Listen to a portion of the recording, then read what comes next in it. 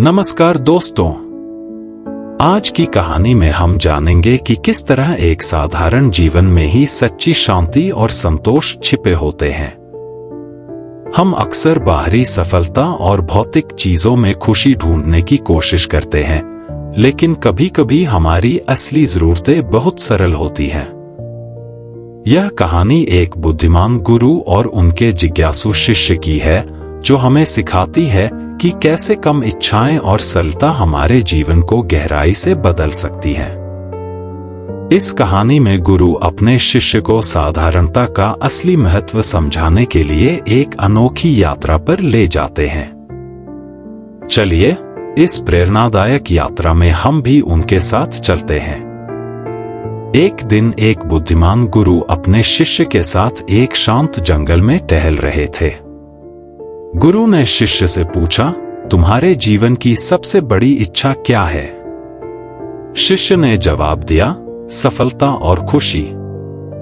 गुरु ने पेड़ों की ओर इशारा करते हुए कहा, जो सरल है वही सबसे शक्तिशाली है। शिष्य ने सोचा कि गुरु कोई गहरी बात कर रहे हैं, पर वो पूरी तरह से उनकी बात समझ नहीं पाया। गुरु ने एक छोटा पत्ता उठाकर शिष्य को दिखाया और कहा, देखो, यह पत्ता कितना साधारण है, लेकिन यह पूरे पेड़ का सार है। जैसे यह पत्ता अपने स्थान को समझता है, वैसे ही हमें भी अपने जीवन में अपने स्थान को समझना चाहिए। शिष्य पत्ते को ध्यान से देखता रहा, लेकिन फिर भी वह गुरु की बात पूरी तरह से नहीं समझ सका। चलते चलते गुरु अचानक रुक गए और बोले, अधिक पाने की निरंतर चाहत हमें भटका देती है। असली शांति तब मिलती है जब हम अपनी इच्छाओं को कम कर लेते हैं। शिष्य सोचने लगा कि गुरु उसे साधारण जीवन जीने का रास्ता दिखा रहे हैं। रात को वे एक छोटी सी झोपड़ी में ठहरे। गुरु ने एक सादा चाय का प्याला उठाकर कहा, यह चाय महंगी नहीं है, लेकिन जो शांति यह देती है वह अमूल्य है। शिष्य ने चाय की सादगी में शांति महसूस की और गुरु की बात को समझने लगा। अगले दिन गुरु ने एक छोटे से पत्थर पर ध्यान केंद्रित किया और कहा, जो भी तुम्हारे पास है उसे अपनाओ। जितनी कम इच्छाएं होंगी, जीवन उतना ही आसान और सुंदर बनेगा। शिष्य समझ गया कि गुरु उसे साधारण जीवन की मूल्यवानता सिखा रहे हैं। शिष्य ने पूछा, क्या साधारण जीवन का मतलब है कि हमें किसी चीज के लिए प्रयास नहीं करना चाहिए? गुरु मुस्कुराए और बोले, साधारण जीवन का मतलब यह नहीं कि हम कुछ न करें, बल्कि यह कि हम हर काम को मन से और साफ नजर से करें। उन्होंने आगे कहा कि साधारणता केवल बाहरी जीवन में नहीं, बल्कि मन के भीतर भी होनी चाहिए। हमारा मन शांत और साफ होना चाहिए। शिष्य ने समझा कि गुरु केवल बाहरी जीवन की बात नहीं कर रहे, बल्कि आंतरिक शांति की भी बात कर रहे हैं। जब वे एक नदी के पास पहुंचे, तो गुरु ने कहा, देखो, यह नदी कितनी सरलता से बह रही है। हमें भी जीवन को बिना किसी दबाव के इसी तरह बहने देना चाहिए। शिष्य ने नदी के प्रवाह को देखा और महसूस किया कि जीवन भी साधारण और शांत हो सकता है।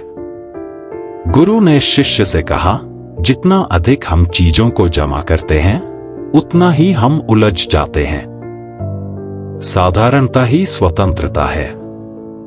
शिष्य ने माना कि गुरु सही कह रहे हैं। साधारण जीवन सच्ची स्वतंत्रता की ओर ले जाता है।